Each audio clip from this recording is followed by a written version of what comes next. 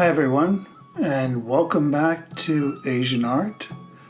Today we're going to move on to Java, where we're going to step back and look at the origins of Hinduism and Buddhism in the region. To begin with, let's look at Southeast Asia, its ancient origins of civilization that stretch back to some of the oldest works of art known to mankind. Human activity in Southeast Asia goes back 800,000 years ago. On the island of Java, we find bones there that have identified as we call Java man. And here we see the earliest recorded nomadic civilizations in the region.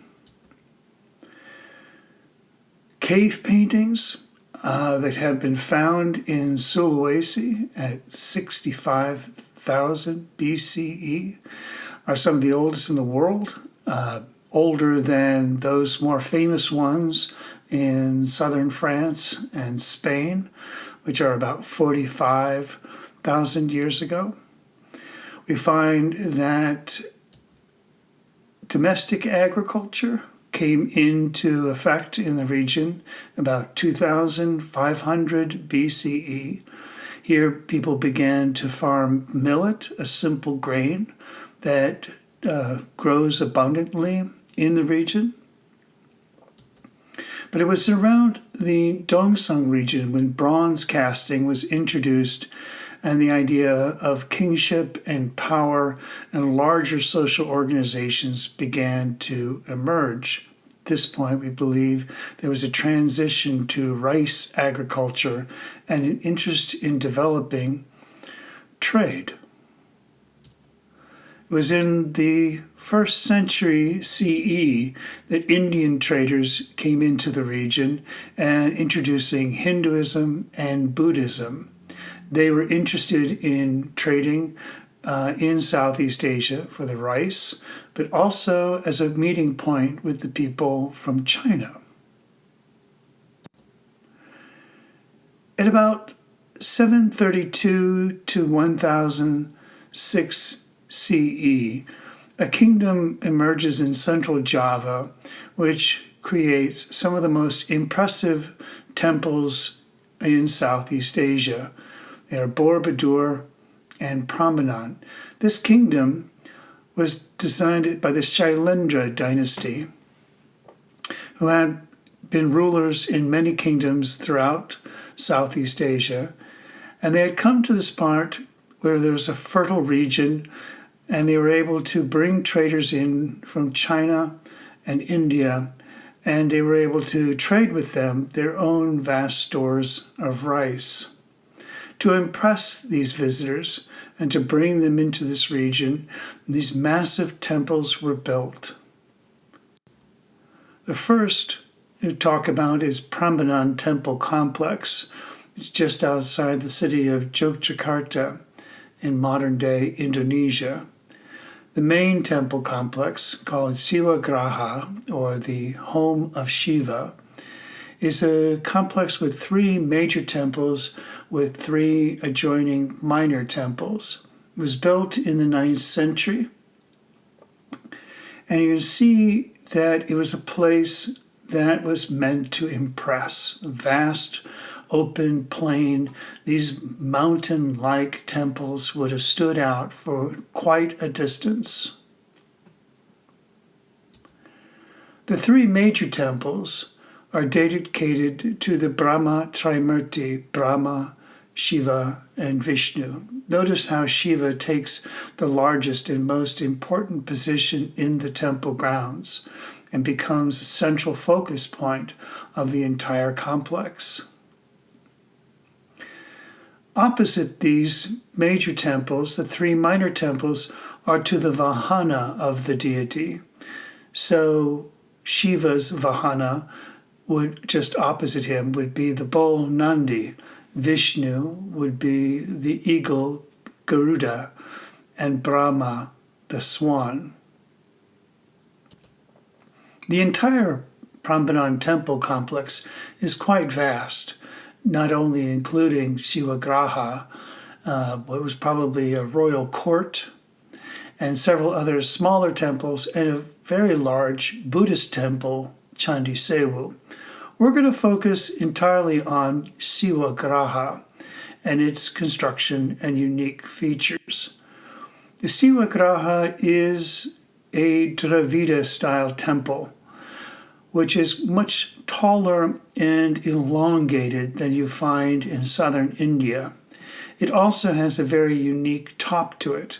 You see how this sort of elongated, rounded shape. There are many different theories about the unique and distinctive topmost portion of these temples. It could be like a linga, a symbol of the phallus of Shiva, or it also resembles the shape of a stupa, or it may be some combination of those two ideas. If we come to the major temple, you'll see there's a staircase that goes up to a lower level, a walkway that you can walk around the base of the temple. It's within that walkway we find a very remarkable relief carvings about the story of the Ramayana. So as you approach from the east, you walk around the interior of this walled area, and you can see clockwise the story of the Ramayana unfold. This is a very impressive collection of relief carvings. It is the largest and most complete rendition of the Mahabharata at this time. You can see in the structure of the building, you can step up from the walkway into the interior, and there is a very large and impressive statue of Shiva on the inside. There are 3 other chambers adjoining this that you can access when you walk around. Each one of them is to a different aspect of Shiva. There's one to Parvati, and there's one to Nandi, and there's another to Sakanda, the god of war. Here is an example of the relief carvings about the Ramayana. This one here, we see Rama bending his bow. Notice this very dramatic and dance-like posture he has as he stretches his arm back to fire his bow. Looking at these very lively prints, relief carvings, people have considered that there was probably some kind of theater event that these images are based on. Visual evidence suggests that they had some knowledge of the Natya Sastra, even though no text of the Natya Sastra has ever been found outside of India. But the dance pose and the gestures suggest some knowledge of Sanskrit drama. Here's another example from the Ramayana relief carvings. Here we see Sita, who has been captured on the island of Lanka, and the monkey Hanuman has come to visit her and told her that Rama is coming to rescue her. Notice Sita's posture, how she sits there on the ground in a sort of languid expression of wealth and power. Her forearm is rather awkwardly bent. That is a gesture of refinement that shows the sort of double jointedness that she has in this posture is a unique feature of Balinese and Javanese ideas of beauty. And it's one in which we see that these relief carvings, even though they are based on the carving style found in southern India at this time, they clearly show unique local ideas about beauty and refinement. Now let's move to Borobudur. This is the largest Buddhist monument in the world. Borobudur was started before the temple at Prambanan, but because of its extraordinary size and complexity, it was only finished many, many years afterwards. We can see the grand design here. This vast monument is in the general shape of a stupa, but its overlying design is much, much more complex than anything seen anywhere else in the world. As you approach Borobudur, you'll see these stairways leading up into galleys, which you can walk around through the base. It's sort of a forest of minor stupas and alcoves with Buddhas and richly carved and decorated temple. At the beginning of this design, we see that there are no gateways, there are no barriers to prevent anyone from access to this temple. So it's possible that anyone at any time could have come and seen and learned about Buddhism from the carvings on its walls. This is the most extraordinary thing about the design of Borobudur, is the incredibly complex arrangement of its stories that it tells. It contains the entire many lives of Buddha, the earliest lives prior to his incarnation as Gautama Siddhartha, and then further incarnations in the adventures of Sadhana. We see at the very lowest level a region of the temple as it was originally designed that has been covered up. So sort of this light gray area here where you see a story at the very, very bottom called the Mahakarma Vibhanga. Now, when they rebuilt the temple in the 1980s, they exposed one corner of it so you can see what the original design of the temple was like. Temple builders, while they were constructing the temple, noticed that the weight of the stones that they placed onto this hilltop started to crush the hill beneath it and the mountain, and their temple began to spread out at the base. To shore up the temple design, they had to press stones up against the original base. That's why you have this sort of lower level that's been covered. The lowest relief color, the Karma Vibhanga, is really a very interesting area of the temple. It shows the most basic lessons, the most rudimentary teaching of Buddhism. It's a place where people can learn about things that will go bad for you if you do bad things, and things that will go well for you if you do good things. Along this carving, we see a very interesting relief showing people who have been banned. They have been eating meat, and therefore they are punished in this Buddhist idea of hell, for when the demons are tormenting them, cooking them in this pot like beef.